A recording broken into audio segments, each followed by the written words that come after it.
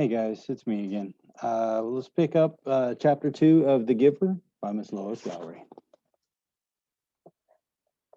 Jonas watched as his father poured a fresh cup of coffee. He waited. You know, his father finally said, every December was exciting to me when I was young, and it has been for you and Lily too, I'm sure. Each December brings such changes. Jonas nodded, and he could remember the Decembers back to when he had become, well, probably four. The earlier ones were lost to him, but he observed them each year when he remembered Lily's earliest Decembers. He remembered when his family received Lily, the day she was named, the day she had become a one. A ceremony for the ones was always noisy and fun. Every December, all newborn children in the previous year turned one at the time. When there were always 50 in each year's group, if none had been released. They had been brought into the stage by the nurturers who had cared for them since birth. Some were already walking, wobbly in their unsteady legs. Others were no more than a few days old, wrapped in blankets held by the nurturers. I enjoy the naming, Jonas said. His mother agreed, smiling. The year we got Lily, we knew, of course, that we'd receive our female, because we'd already made our application and been approved.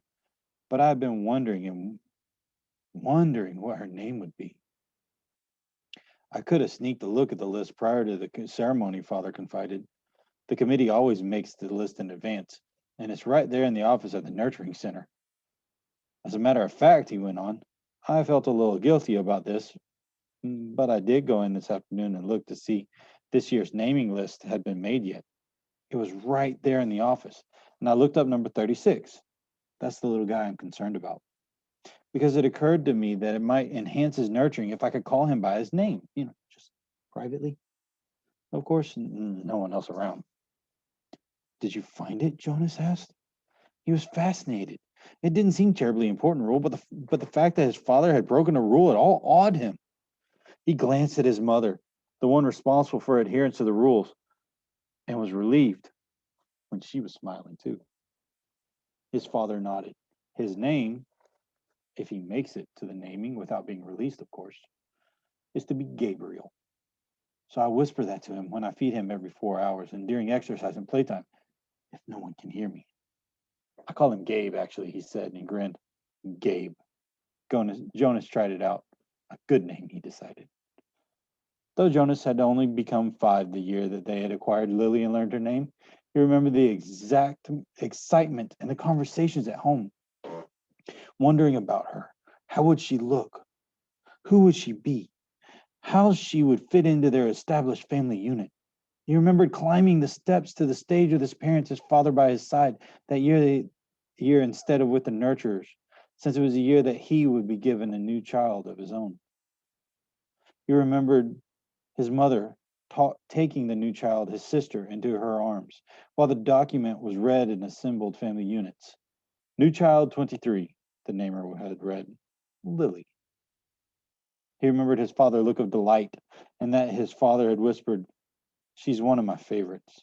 I was hoping for her to be the one. The crowd clapped and Jonas grinned. He liked his sister's name. Lily, barely awake, had waved a small little fist. Then they had stepped down to make room for the next family unit. When I was 11, his father said, as you are, Jonas, I was very impatient, waiting for the ceremony at 12. It's a long 2 days, and I enjoyed the ones I always do, but I didn't pay much attention to the other ceremonies, except for my sister's. She became a 9 that year, and she got her bicycle. I've been teaching her to ride mine, even though technically I wasn't supposed to. Jonas laughed. It was one of the few rules that was not taken very seriously and was almost always broken.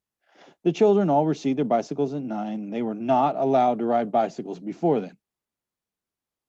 But almost always the older brothers and sisters had secretly taught the younger ones. Jonas had been thinking already about teaching Lily. There was a talk about changing the rule and giving the bicycles at an earlier age. A committee was studying the idea. When something went to committee for study, the people always joked about it. They said the committee members would become elders by the time the rule was made. Rules are very hard to change. Sometimes If it was a very important rule, unlike the one governing the age for bicycles, it would have to go eventually to the receiver for a decision. The receiver was the most important elder, and Jonas had never seen him, that he knew of at least. Someone in position of such importance lived and worked alone. But the committee would never bother the receiver with a question about bicycles. They would simply fret and argue about it in themselves for years, until the citizens forgot that it had ever gone to them for study. His father continued. So I watched and cheered when my sister Katya became 9 and removed her hair ribbons and got her bicycle, father went on. Then I didn't pay much attention to the 10s and 11s. And finally, at the end of the second day, which seemed to go on forever, it was my turn. It was the ceremony of 12. Jonas shivered.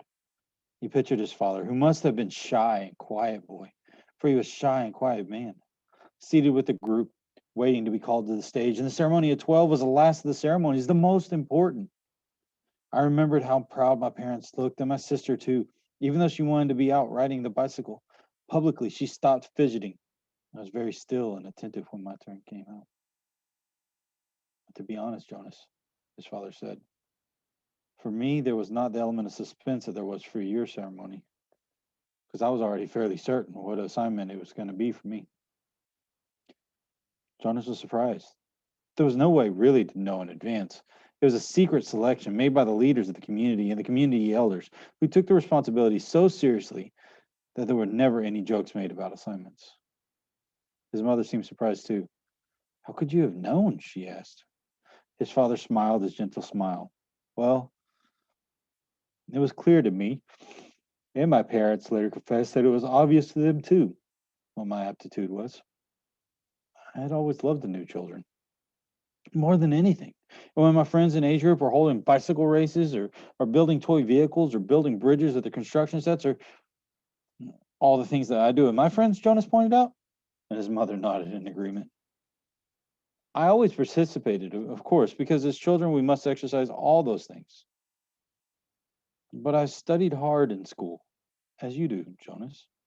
But again and again, during free time, I found myself drawn to the new children. I spent almost all my volunteer hours helping at the nurturing center. Of course, the elders knew that from their observations. Jonas nodded. During the past year, he had been aware of the increasing level of observation in school, at recreation time, and during volunteer hours. He had noticed the elders watching him and the other 11s, and he had seen them taking notes, and he knew that the elders were meeting for long hours with all the instructors that he had over the 11s had during their years of school. So I expected it, and I was pleased, but not all surprised when my assignment was announced as nurturer, Father explained. Did everyone applaud, even though they weren't surprised? Jonas asked. Oh, of course. They were happy for me that my assignment was what I wanted most, and I felt fortunate. His father smiled. Were any of the 11s disappointed your year? Jonas asked. Unlike his father, he had no idea what his assignment would be, but he knew that some would disappoint him. Though he respected his father's work, nurturer was not to be his wish. And he didn't envy laborers at all. His father thought, no, I don't think so. Of course, the elders are careful with their observations and selections. I think it's probably the most important job in our community, his mother commented. My friend Yoshiko was surprised by her selection as doctor, father said, but she was thrilled. And let's see, there was Andre. I remember that when we were boys, he never wanted to do physical things. He spent recreation time he could with his construction set, and his volunteer hours were always on building sites. And the elders knew that, of course. Andre was given the assignment of engineer, and he was delighted. Andre later designed the bridge that crosses the river to the west of town, Jonas's mother said. It wasn't there when we were children. They are very rarely disappointments, Jonas. I don't think you need to worry about that, his father reassured him. And if there are, there's an appeal process. But they all laughed at that. An appeal went to the committee for study. I worry a little bit about Asher's assignment, Jonas confessed. Asher's such fun, but he doesn't really have a serious interest. He makes a game out of everything. His father chuckled. He said, I remember when Asher was a new child at the nurturing center before he was named. He never cried. He giggled and laughed at everything. All of us knew, all of us on the staff enjoyed nurturing Asher. The elders know Asher, his mother said. They'll find exactly the right assignment for him. And I don't think you need to worry about him. But Jonas, let me warn you about something that may not have occurred to you. I know I don't think about it until after the ceremony at 12. What's that? Well, it's the last of the ceremonies, After 12, age isn't important. Most of us even lose track of how old we are as time passes. Though the information is in the Hall of Open Records, and we can go and look it up if we wanted to. I mean, what's important is the preparation for adult life and the training you receive in your assignment. I know that, Jonas said. Everyone knows that. But it means, his mother went on, that you'll move into a new group, and each of your friends will. You'll no longer be spending time with your group of 11s. After the ceremony of 12, you'll be with the assignment group, with those in training. No more volunteer hours, no more recreation hours, so your friends will no longer be as close. Jonas shook his head. Asher and I will always be friends, he said firmly. And there will still be school. That's true, his father agreed, but what your mother said is true as well. There will be changes. Good changes, though, his mother pointed out. And after my ceremony at 12, I missed my childhood recreation. But when I entered my training for law and justice, I found myself with people who shared my interest. I made friends on a new level and friends of all ages. Did you still play at all after 12? Jonas asked. Occasionally, his mother replied. But it didn't seem to be as important to me. I did, his father said, laughing. I still do. Every day at the nurturing center. I play bounce on the knee and peekaboo and hug the teddy. He reached over and he stroked Jonas's neatly trimmed hair. Fun doesn't end when you become 12. Lily appeared wearing her nightclothes in the doorway, and she gave an impatient sigh. This is certainly a very long private conversation, she said. And there are certain people waiting for their comfort object. Lily, her mother said fondly, you are very close to being 8, and when you're 8, your comfort object will be taken away. It will be recycled to the younger children. You should be starting to go off to sleep without it. But her father had already gone to the shelf and taken down the stuffed elephant, which was kept there. Many of the comfort objects, like Lily's, were soft, stuffed imaginary creatures. Jonas's had been called a bear. Here you are, Lily Billy, he said. I'll come help you remove your hair ribbons. Jonas and his mother rolled their eyes, yet they watched affectionately as Lily and her father headed to her sleeping room with the stuffed elephant that had been given to her as a comfort object when she was born. His mother moved into her big desk and opened her briefcase. Her work never seemed to end. Even when she was at home in the evenings, Jonas went to his own desk and began to sort through his school papers for evening assignments. But in his mind was still on December and the coming ceremony. Though he had been reassured by the talk with his parents, he hadn't the slightest idea what assignment the elders would be selecting for his future, or how he might feel about it when the day came. Questions on chapter 2? Again, if you're following along, take the time to answer these questions.